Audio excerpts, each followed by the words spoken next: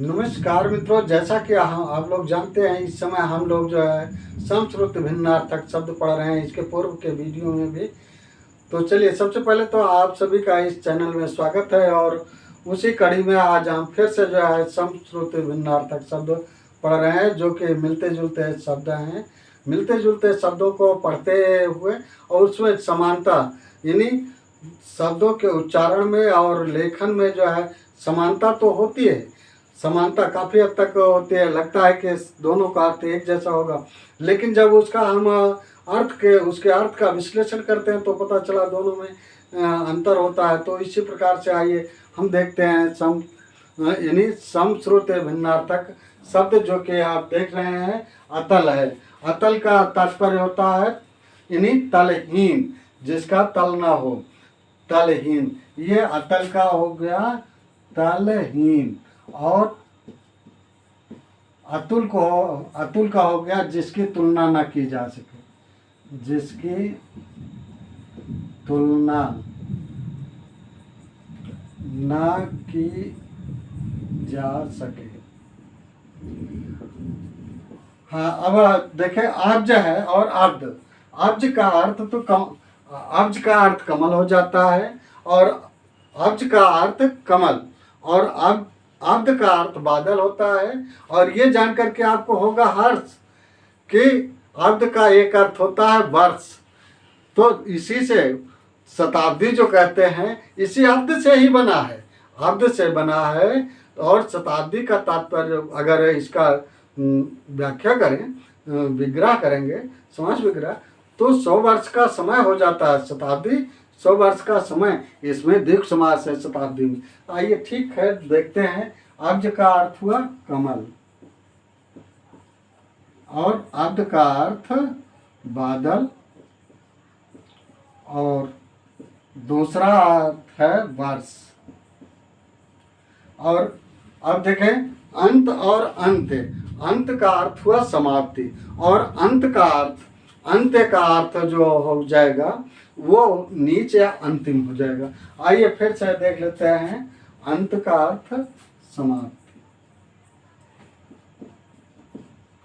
समाप्ति, और अंत का अर्थ नीच।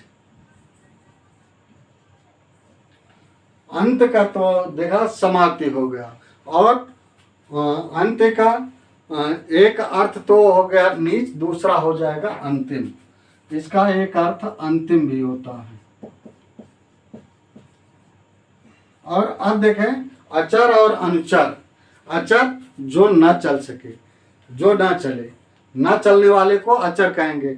और अनुचर का अर्थ हम कह सकते हैं, एक तो दास होता है, दूसरा जो है भृत्य या नौकर भी कह सकते हैं। तो देख लें, अचर का अर्थ ना चलने वाला, ना चलने वाला। और अब अनुचर का इसे वक्त देख लें, दास, नौकर, और बढ़ाना चाहें तो भृत्य कर सकते हैं। बात एक है अनुचर का ही। अब ये तो देख चुके। इसी तरह से देखें, आसक्त और आसक्त, दोनों में समानता काफी हद तक है। शब्द के उच्चारण में केवल जो है दंती सा और तालव्य सा, दंती सा और तालव्य सा में अंतर है। दंती सा और तालव्य सा में जो देखें, इस आसक्त का तो अर्थ हो जा रहा है असमर्थ या शक्तिहीन, और इसका अर्थ हो जा रहा है विरक्त।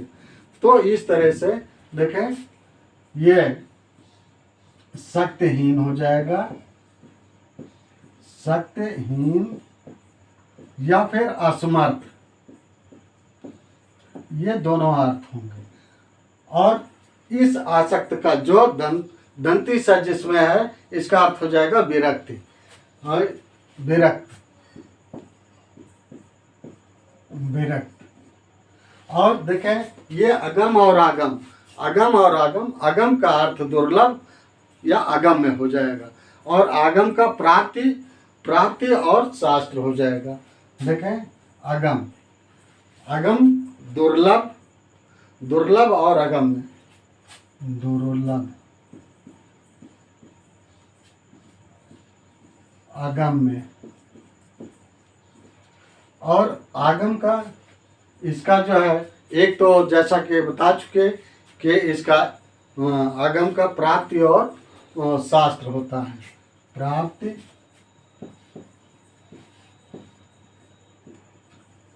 और शास्त्र होता है। यानी वेद शास्त्र भी आगम के अंतर्गत आते हैं। पंडित गोस्वामी तुलसीदास जी ने वेदों के लिए आगम शब्द का प्रयोग किया है। आइए अभय और उभय को देख लेते हैं। अभय का अर्थ हुआ निर्भय और उभय का अर्थ हुआ दोनों। तो अभय का हुआ निर्भय और उभय का अर्थ हुआ दोनों।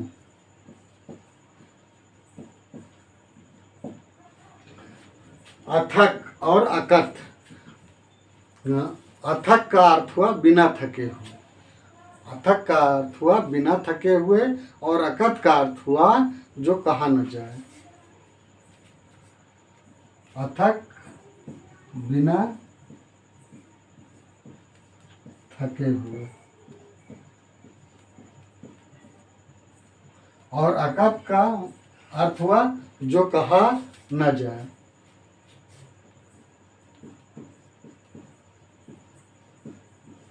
जो कहा न जाए या कहा न जा सके। अध्ययन और अध्यापन।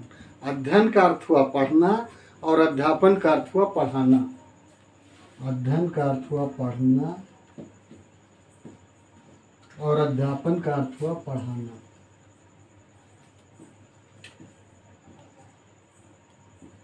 अब आप लोग अध्ययन कर रहे हैं तो पढ़ रहे हैं और हम पढ़ा रहे हैं, हम अध्यापन कर रहे हैं, बस ये अंतर है। अब आइए देखते हैं आरी और अरी। आरी का अर्थ हुआ शत्रु, जिसे दुश्मन आरिफ भी कहते हैं। और अरी का अर्थ जो है स्त्री विशेष के लिए संबोधन। जैसे गांव में घर में आप लोग देखते हैं, सुनते हैं, अरे सुनती हो, इस तरह से ज्यादातर लोग बुलाते हैं और कहते हैं। तो अरि का हुआ शत्रु और अरि ये संबोधन हुआ। संबोधन स्त्री विशेष के लिए, स्त्री विशेष के लिए। ये अब अभिज्ञ और अनभिज्ञ। देखने और सुनने में लगता है कि बहुत जो है यानी समानता है, लेकिन अभिज्ञ का अर्थ हुआ जानने वाला और अनभिज्ञ का अर्थ न जानने वाला। अभिज्ञ का अर्थ हुआ जानने वाला, जानने वाला। यहाँ छोटा सा जानने वाला। और अनभिज्ञ का तात्पर्य हुआ न जानने वाला या अनजान। अनजान, अनजान। अच्छा और यक्ष। अच्छ का तात्पर्य हुआ धुरी और यक्ष का एक देव यौन होती है। जैसे यक्ष कुबेर थे, जो कि वैसे कहा तो जाता है रावण के भाई थे, लेकिन फिर भी रावण राक्षस था और ये कुबेर यक्ष थे, जो धन के मालिक माने जाते हैं। आइए अच्छ और यक्ष के बारे में जानते हैं। अच्छ का हुआ धुरी और यक्ष का एक देव यौन। एक देव यौन। आली और अली। आली का अर्थ, आली और अली देखने और सुनने में बहुत समानता है, जबकि आली का अर्थ हुआ भौरा और अली का अर्थ हुआ सखी। भौरा, आली का अर्थ हुआ भौरा और अली का अर्थ हुआ सखी। हाँ, अब ऐसे एक और जो कि बहुत ही चर्चा में रहता है वो है अवधि और अवधि। अवधि जो है लिख देते हैं यहीं पर, अवधि और अवधि। अवधि और अवधि। अवधि का तात्पर्य होता है यानी समय, काल। यानी जैसे भगवान श्री रामचंद्र जी 14 वर्ष की अवधि के लिए 14 वर्ष की अवधि के लिए वनवास गए थे। तो ये तो जो है काल या समय के लिए हो गया। काल, अवधि, अवधि का तात्पर्य काल या समय हो गया। काल या समय।